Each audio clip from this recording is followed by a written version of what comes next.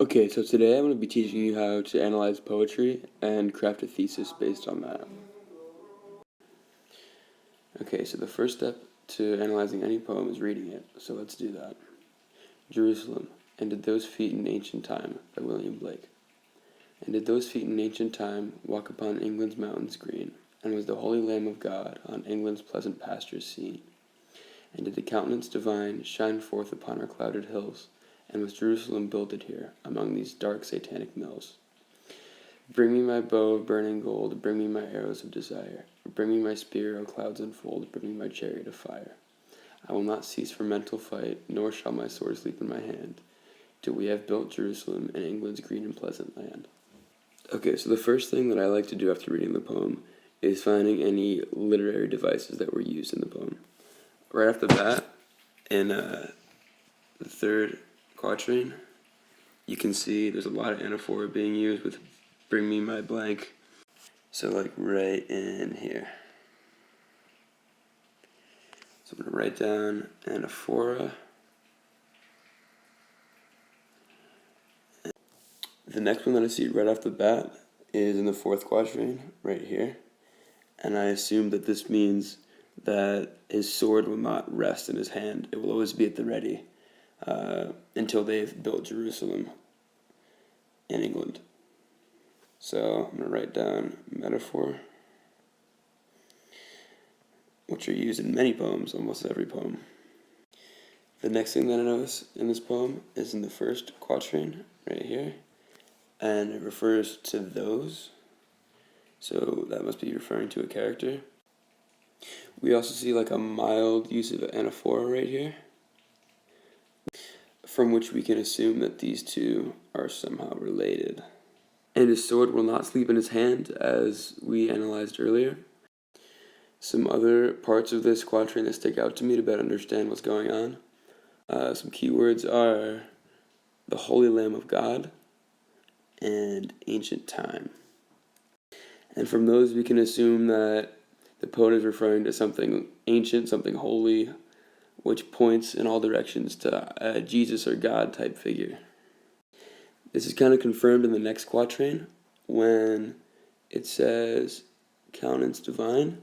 Countenance actually means face. I like to look that up. So it's saying the divine face, asking if the divine face shone upon our clouded hills, and also with the use of anaphora here.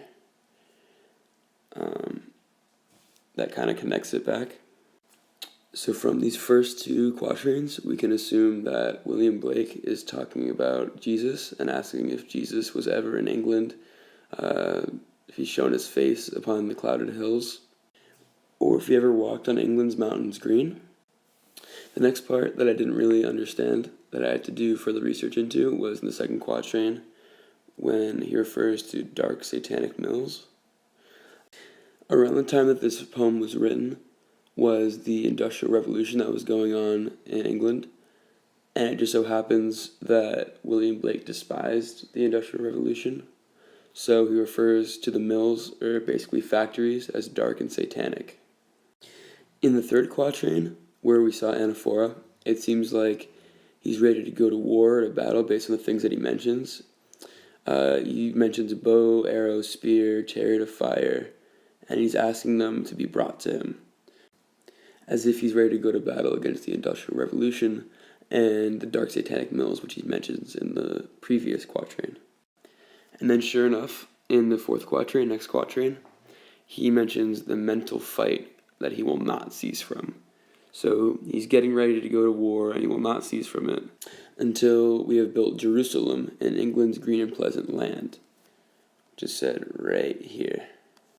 So to really bring this all together, in the first two quatrains, he's asking if Jesus ever came to England, and he asks if Jerusalem was ever built among these dark satanic mills, presumably in ancient times, as is said in the first quatrain.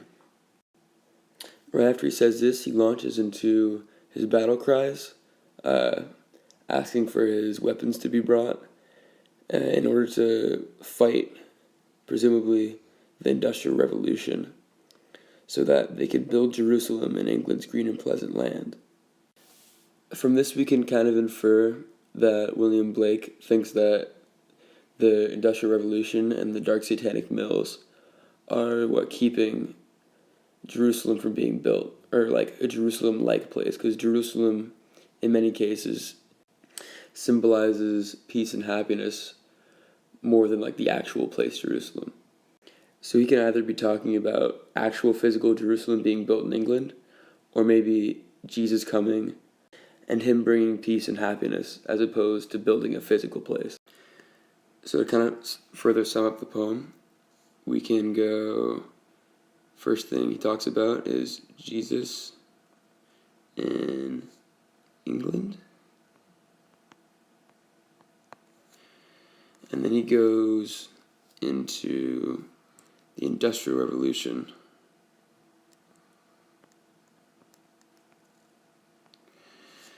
In which he says that there could be no Jerusalem, presumably. Then he goes into fighting the Industrial Revolution, and then talks about not stopping fighting until Jerusalem is built in England. So, Jerusalem is built in England. So I transferred over our notes so that we could write a thesis. And basically when writing a thesis, you want to hit 3 major points. The how, like using what literary tools. For this one, we figured out that he uses anaphora and metaphor. So we're going to put that in our thesis. And then there's the insight, which you kind of have to get for yourself. Each person is different in terms of this. You can't really get it from the poem. It's more like what you think of the poem. And then there's also the theme, which is basically what the author is talking about, which we have in here.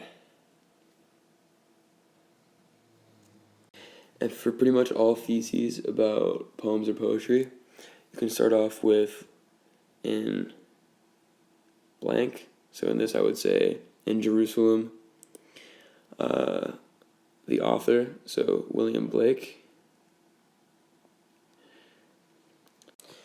expresses his feelings on Jerusalem and the Industrial Revolution and whether Jesus was ever in England. So I'm going to write a thesis, and I'll be back in a second because you're not going to be able to read it if I draw it out like this. Okay, so from the analyzation of this poem, I came up with the thesis. In William Blake's poem, Jerusalem, he uses literary devices such as anaphora and metaphor to assign emphasis and to connect ideas, while expressing his view that the Industrial Revolution was satanic, an opinion which illustrated the polarizing effect that the Industrial Revolution had on many people. So as you can see, I hit all 3 prongs here, with the how being using anaphora and metaphor to assign emphasis and connect ideas. The theme is that the Industrial Revolution was satanic, and the insight, or the so what question, is that it illustrated the polarizing effect the Industrial Revolution had on many people. So that's all I have for analyzing poems. My main tips are to look for the use of literary devices and to look up words you don't understand, because that can be crucial. So thank you, and bye.